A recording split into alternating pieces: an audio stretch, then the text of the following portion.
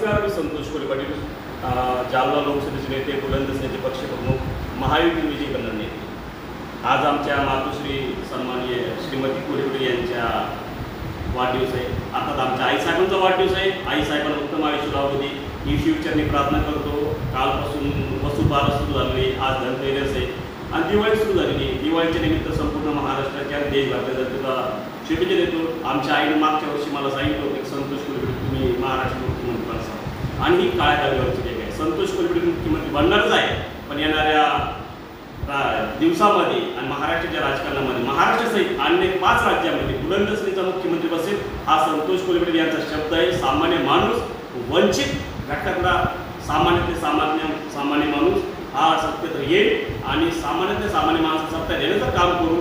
यातून शिवसेना प्रमुख बाळासाहेब ठाकरे साहेबांचं स्वप्न साकार होईल, छत्रपती शिवाजी महाराजांचं स्वप्न साकार होईल आणि स्वराज्यातल्या प्रत्येक माणसाला न्याय देण्याचं काम करेल. हाच शब्द देतो. जय हिंद, जय महाराष्ट्र.